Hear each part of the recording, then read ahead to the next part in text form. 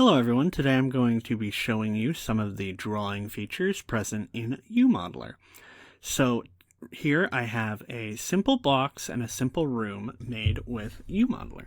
I will be using these to demonstrate some of these features. For example, if we wanted this room to have a little roof, what we could do is we could select the room, go into the drawing tab and hit Line, and that will create a little black square that will follow our cursor around. This will automatically snap to any edge, and when it's at the center of the edge, it will change the cursor color from green, which is the color when it snaps to the edge, to yellow, which is the color that it turns when it is at the center of an edge. So we will click our left mouse button to add a point. We can drag it, and if it's dark blue, that means we're dragging at a straight path from our first point. So we kind of want to keep it at that, and we'll click, and that will create a cut. Now this cut looks good. I don't want to add any more, so I'll hit space to confirm, and then I can go to our edge tool,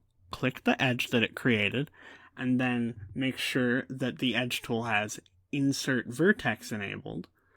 And then we will just kind of drag that up, and now it has a little roof. So if we wanted this object to have windows, we could go to the disk tool and cut little window holes. That seems good.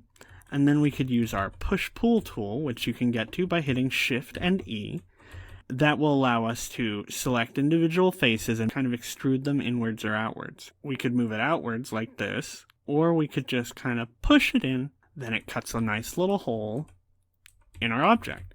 Now, if we wanted this to be mirrored, we could just quickly use the mirror tool and add mirror. It's already selected on Z, but you can change the axis if you want.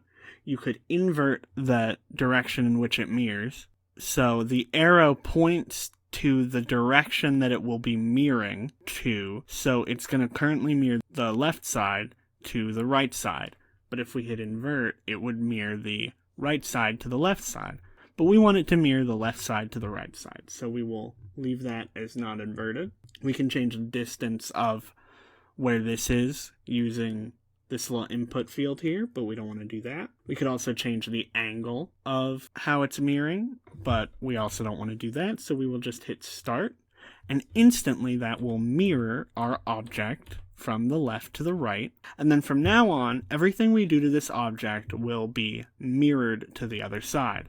So if we were to cut a door hole using the line tool, space to confirm, and then we could use our push-pull tool and put that through. As you can see, it has mirrored from the left to the right. Now if we wanted it to stop mirroring, all we would have to do is select our object, go to the mirror tool again, and then hit done. UModeler is intelligent enough to know that the object that we selected and hit mirror tool on was already being mirrored, so the start button will change to a done button.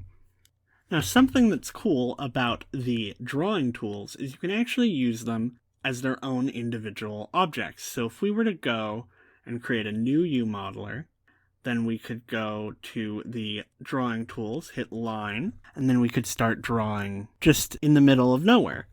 And then we could draw an interesting little shape here.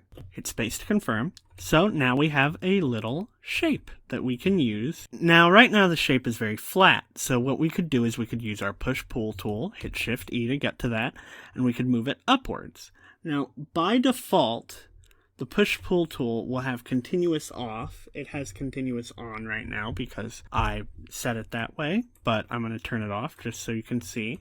So if we were to use push-pull tool with continuous off, you can see it kind of creates little divots wherever we started to extrude. And this could be useful if, for example, you wanted to cut up the selection into little pieces and separate it a little easier. But if you just want one object that's very easy to select and modify as a whole, that would be pretty difficult. So what you could do is you could hit continuous, then move it up, and now it's just one object, one selection, just as it should be, just as you would expect it to be. So yeah, I think that's about it for the drawing tools. I will see you in the next tutorial.